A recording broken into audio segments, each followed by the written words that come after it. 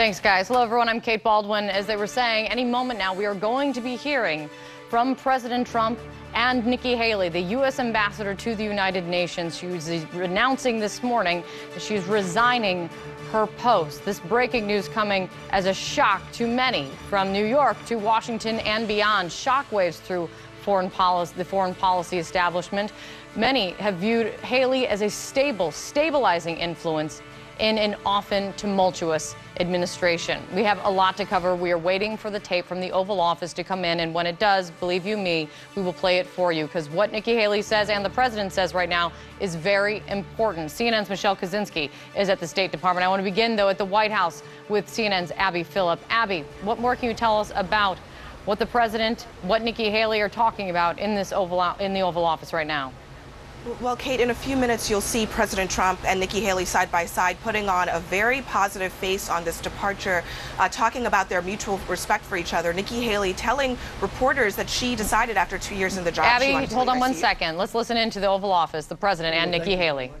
Everyone, before we begin, I'll just say that we're very well prepared from the incoming hurricane. We have another one coming, so we've done very well. North Carolina, South Carolina, Texas, Florida, Puerto Rico, so many places. And we have another one coming in, a big one, much bigger than they anticipated a week ago, 7 days ago. I heard for the first time there was a very small drop of weather that looked like it was forming, and now it's pretty close to a Category 3, if it's not already a Category 3. So we are very well prepared. FEMA's ready. We're all ready. Spoke with Governor Scott. Spoke to everybody that you have to speak to, and I think that hopefully we'll get lucky, but maybe that won't happen. But we're prepared. I wanted to do this because Nikki Haley, ambassador to the United Nations, has been very special to me. She's done an incredible job. She's a fantastic person, very importantly, but she also is somebody that gets it. She has been at the United Nations from the beginning with us, right from the beginning, and worked with us on the campaign. It's been really a long time, very intense, and she told me probably 6 months ago, she said, you know, maybe at the end of the year, at the end of a 2-year period, but at the end of the year, I want to take a little time off. I want to take a little break. She's been a very successful, as you know, governor of South Carolina for 8 years, and then she did this, and this is possibly even more intense with what's going on in the world, and very dangerous and a lot of things. But she's done a fantastic job, and we've done a fantastic job together. We've solved a lot of problems, and we're in the process of solving a lot of problems. At the beginning, North Korea was a massive problem, and now we're moving along. It's moving along really nicely. I can speak for Secretary of State Mike Pompeo. He thinks the world of Nikki. And so we're all happy for you in one way, but we hate to lose. Hopefully you'll be coming back at some point, but you want to just, in maybe a different capacity. You can have your pick. But I just want to let you know, so at the end of the year, Nikki will be leaving, and we'll be in constant touch. I know that whenever you have any ideas, you're going to call me, because you know all the players. And that was really the thing I think she did best at the United Nations. She got to know the players. She got to know China, Russia, India. She knows everybody on a very first-name basis, and they like her. Except for maybe a couple, which is normal, right? They can't all like you, but they do. They really like her, and I think maybe more importantly, they respect her.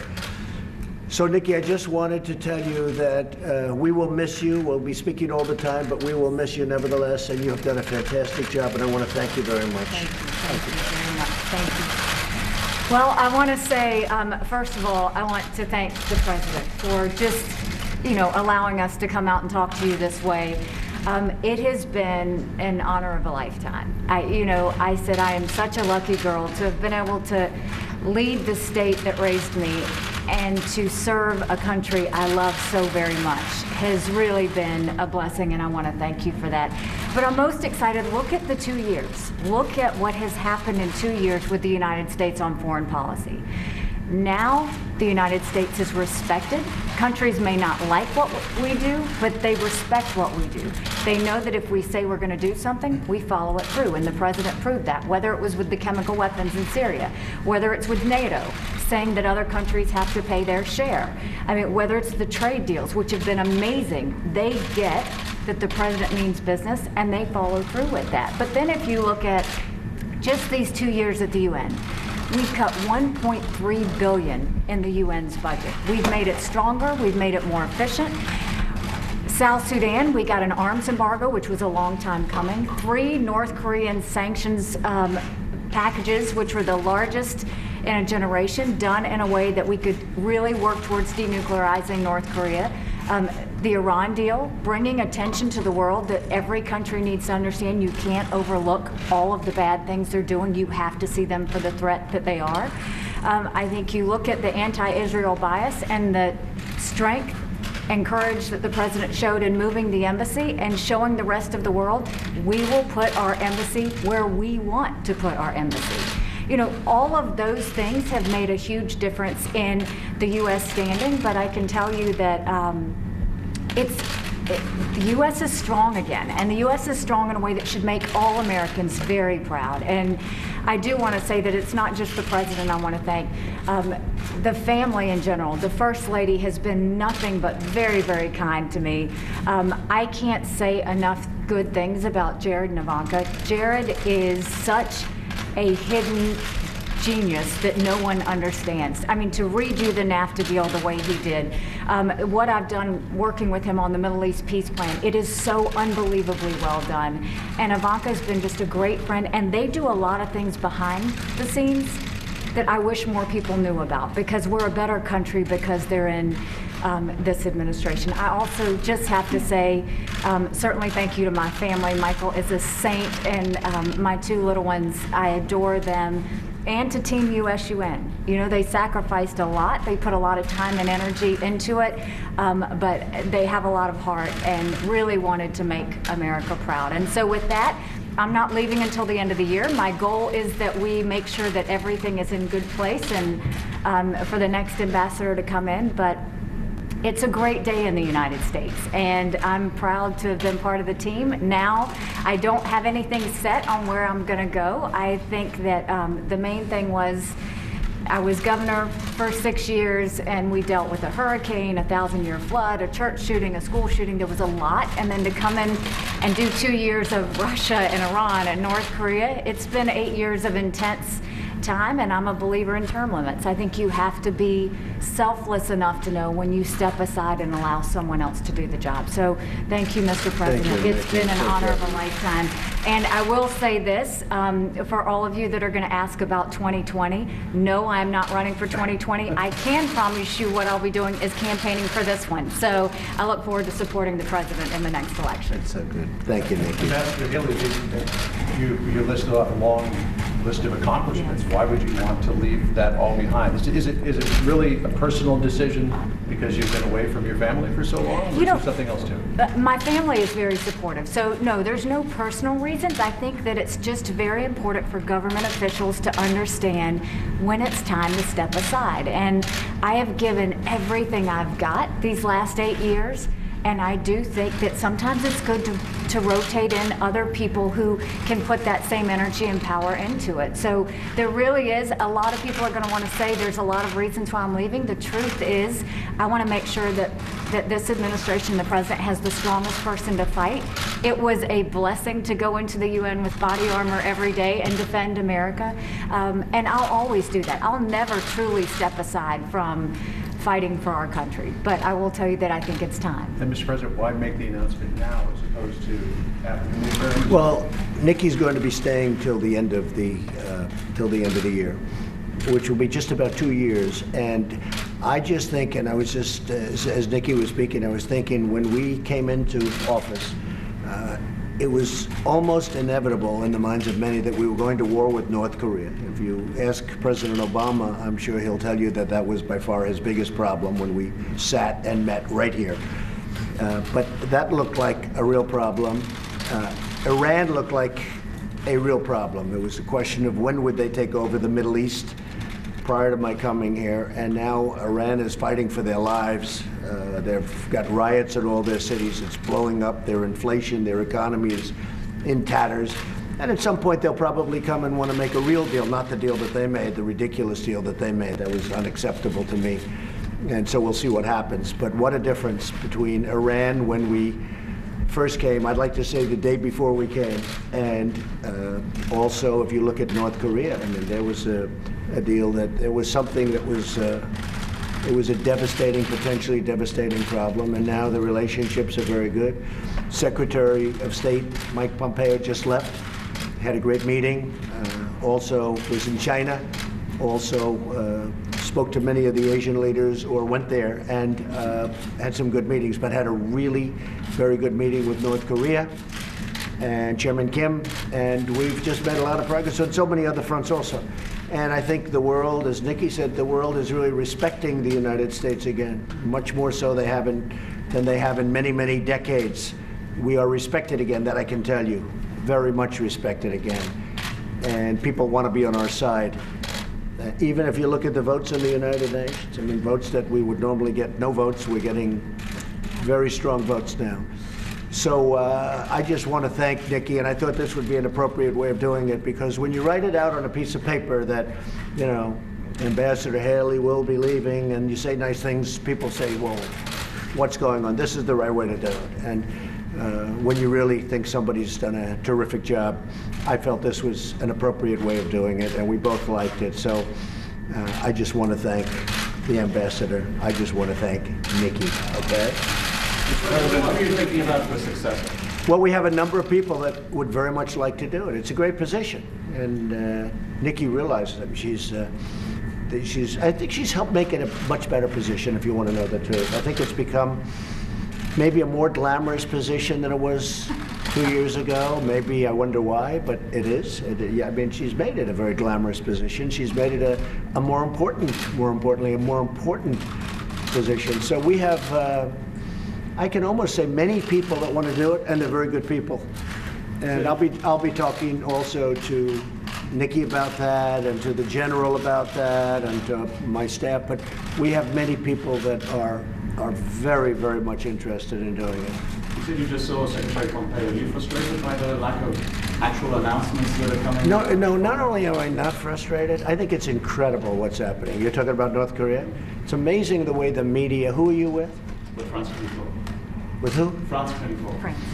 So it's amazing the way the media says that, you know, for 80 years they couldn't do a thing.